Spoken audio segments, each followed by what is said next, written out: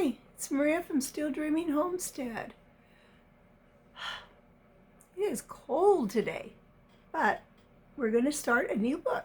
It's called By the Shores of Silver Lake by Laura Ingalls Wilder. We finished the last one yesterday. Well, actually, the day before. I was so tired last night I didn't feel like doing a story. So we're on chapter 1, Unexpected Visitor. So let's turn this back. It's a new book so you can see out of the picture.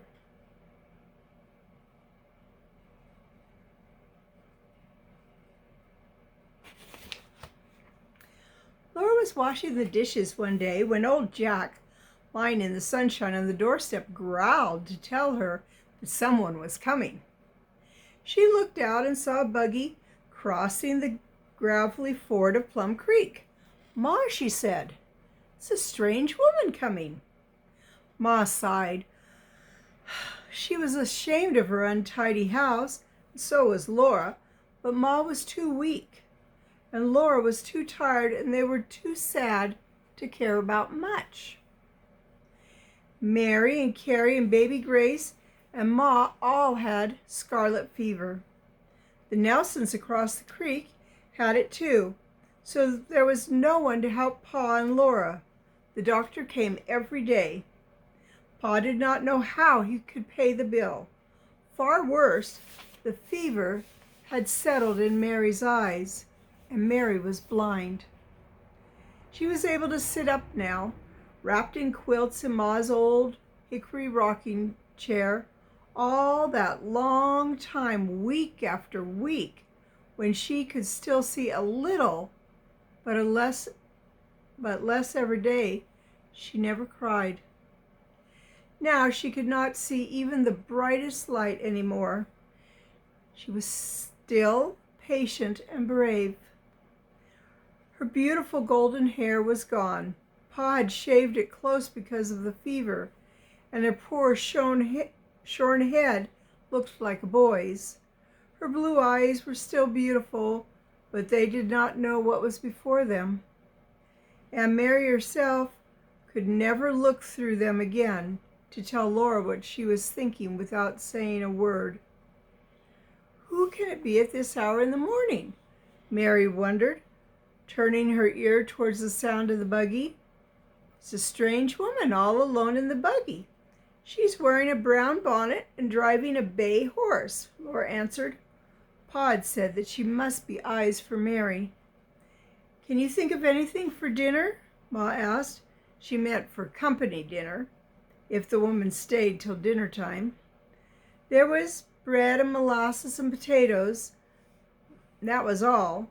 But it was springtime, too early for the garden. Vegetables, the cow was dry, and the hens had not yet begun to lay their summer eggs.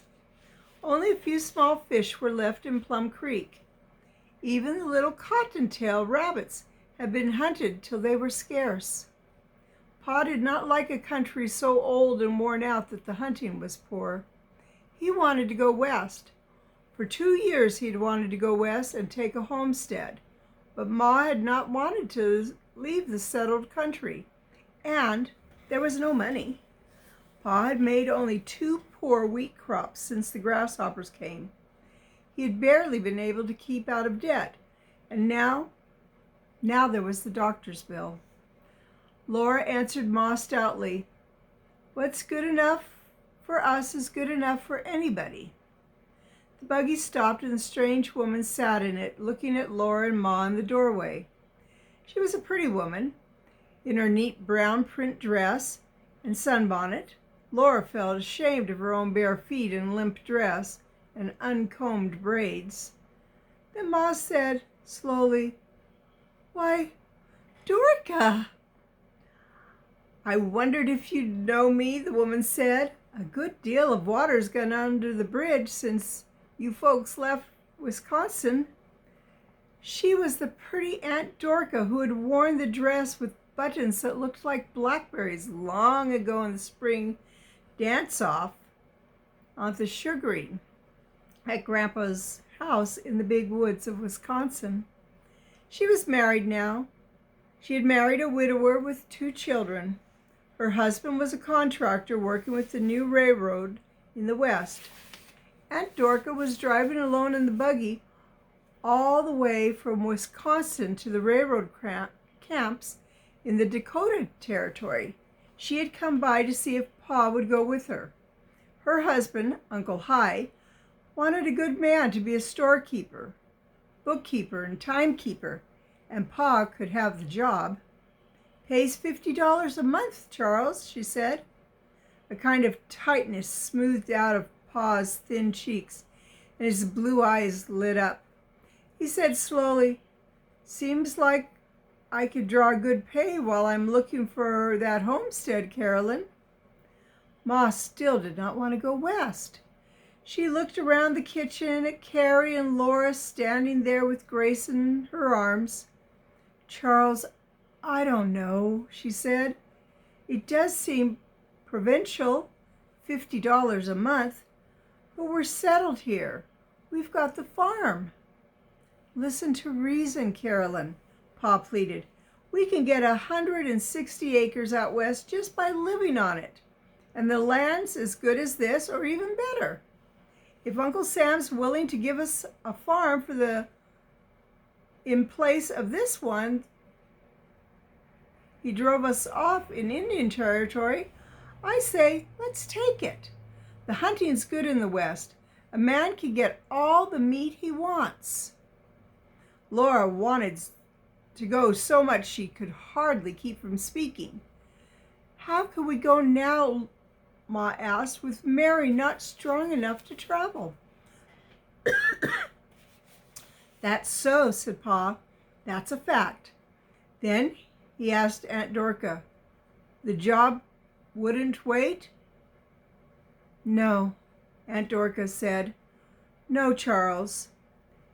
Hi is in need of a man right now. You have to take it or leave it." "It's $50 a month, Carolyn." "Sorry, it's cold," said Pa. "And a homestead." Seemed a long time before Ma said gently, "Well, Charles, you must do what you think is best." "I'll take it, Dorcas." He got up and clapped on his hat. "Where there's a will, there's a way. I'll go see Nelson." Laura was so excited she could hardly do the housework properly. Aunt Dorcas helped, and while they worked, she told the news from Wisconsin. Her sister, Aunt Ruby, was married and had 2 boys and a beautiful baby girl named Dolly Varden. Uncle George was a lumberjack, logging on the Mississippi. Uncle Henry's folks were all well, and Charlie was turning out better than had been expected, considering how Uncle Henry had spared the rod and spoiled that child. Grandpa and Grandma were still living in the old place, their big log house. They could afford a frame house now. Here goes my clock. But Grandpa had declared that good sound oak logs made better walls than thin sawed boards. Even Black Susan, the cat that Laura and Mary had left behind when they rode away from their little log house in the woods, was still living there. The log house had changed hands several times. That means several different families had lived in it. And now it was a corn crib. But nothing would persuade that cat to live anywhere else. She went right on living in the corn crib, sleek and plump from the rats she caught, and there was hardly a family in all that county that didn't have one of her kittens. They were all good mousers, big-eared and long-tailed like Black Susan. Dinner was ready in the sweep. Neat house when Pa came back. He had sold the farm. Nelson was paying $200 cash for it, and Pa was jubilant. "That'll square up all we owe and leave a little something over," he said. How's that, Carolyn? I hope it's for the best, Charles, Ma replied. But how? Wait till I tell you. I've got it all figured out, Pa told her. I'll go on with Dorca tomorrow morning. You and the girls stay here till Mary gets well and strong, say in a couple months. Nelson's agreed to haul our stuff to the depot, and you'll all come on the train. Laura stared at him. So did Carrie and Ma. Mary said, on the train? They had never thought of traveling on the train. Laura knew, of course, that people did travel on trains. The trains were often wrecked and the people killed. She was not exactly afraid, but she was excited. Carrie's eyes were big and scared in her peaked little face. They had seen the train rushing across the prairie with long rolling puffs of black smoke streaming back from the engine. They heard its roar and its wild, clear whistle. The horses ran away, if their driver could not hold them when they saw the train coming. Ma said in her quiet way, I'm sure we'll manage nicely with Laura and Carrie to help me. Well, they're on the move again. How many of you have moved before? When I was a little girl, I moved a lot of times. My dad was a carpenter, and the first house that I remember, he had built. Him and my grandpa had helped him. It was next to my grandpa's store. And then we moved to a big old house that had a trailer court. And then Dad built a new house across the street. And then we moved again in the same town of Riddle to three more houses. So even though we did a lot of moving, oh yeah, and I forgot, I do remember living in San Francisco one time. Almost all those houses were in the same town. So it's not like I really got to meet a lot of new people, but that would have been interesting, and I'm interested to see what their new adventure will be. All right, it's Maria from Still Dreaming Homestead. I want to pray blessings on you and yours, in your house, out of your house,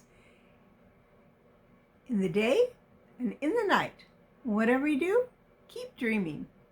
If you haven't started listening to these stories yet, or if you haven't subscribed, please consider subscribing. And if you go to my playlist, you can hear the other stories in this series that I have already read. All right. Well, have a good day. Good night.